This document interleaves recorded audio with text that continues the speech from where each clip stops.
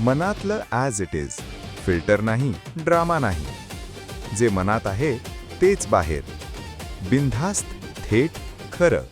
मला खरंच खूप आनंद वाटला आणि खरंच जेव्हा ते सुख म्हणजे नक्की काय असतं याच्यामध्ये तुला 2 वर्ष सातत्याने निगेटिव्ह रोल करत असताना सुद्धा द बेस्ट निगेटिव्ह रोल मधली नायिका असं म्हणून अवॉर्ड मिळालं. काय वाटलं तुला तेव्हा?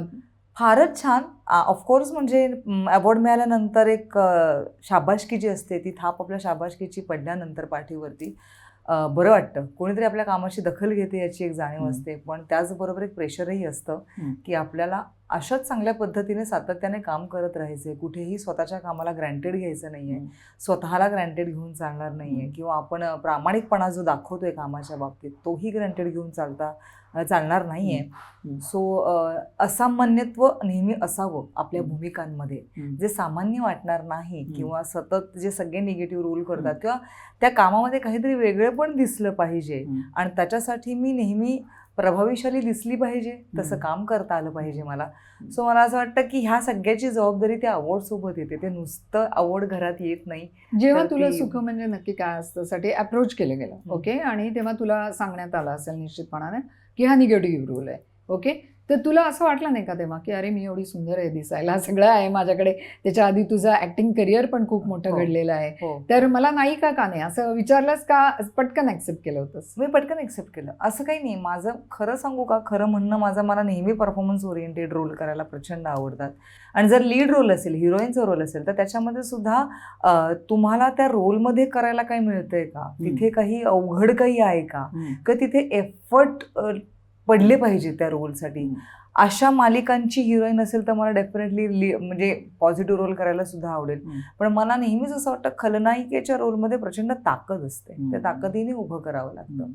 आणि ज्यावेळेला माझ्याकडे हा रोल आला की ठीक आहे तुला निगेटिव्ह रोल करायचा आहे, मी कधीच असं ठरवत नाही की अरे हा रोल मी अशा पद्धतीने करेन, तशा पद्धतीने करेन. फक्त प्रयत्न हा असतो, हा सगळ्यांपेक्षा वेगळा दिसला पाहिजे.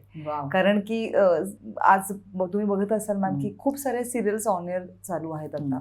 या सगळ्यामध्ये ह्या कॉम्पिटिशनमध्ये मलाही माझं कॅरेक्टर लोकांच्या लक्षात राहू देणं आणि त्याच्यासाठी बॅक ऑफ द माइंड कुठेतरी ती एक मेहनत आपल्याला घ्यावी लागते त्या कॅरेक्टरसाठी. ते जगावं लागतं ते कॅरेक्टर.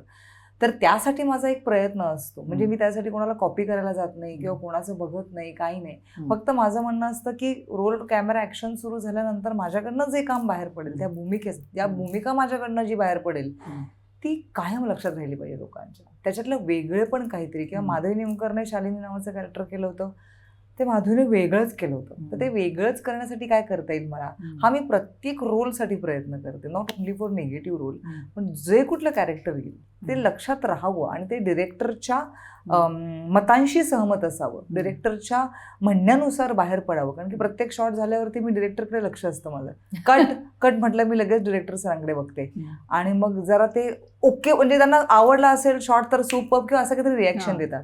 कट म्हटल्यावरती जरा जरी त्यांची एनर्जी डाऊन दिसली तर मला असं वाटतं सर नाही, तुम्हाला पाहिजे तसं अप टू द मार्क मिळालं नाही, आपण परत एक करूया. मॉनिटरमध्ये जाऊन बघण्याची इच्छा नाही होत म्हणजे माहीत नाही. खूप कलाकार प्रत्येक शॉट नंतर मॉनिटरला जाऊन बघतात, पण माझ्यासाठी माझा मॉनिटर डिरेक्टर असतो. अच्छा, वा. त्याच्या डोळ्यामध्ये जे दिसतं ते त्या मॉनिटरमध्ये पण नाही दिसत, मला असं वाटतं. कारण की ते समाधान किंवा त्यांना जो शॉट पाहिजे किंवा त्यांना माझ्याकडनं जे काम अपेक्षित आहे तो शॉट मिळाल्यानंतर ते सॅटिस्फॅक्शन आहे ना, ते त्यांच्या नजरेत दिसतं. मग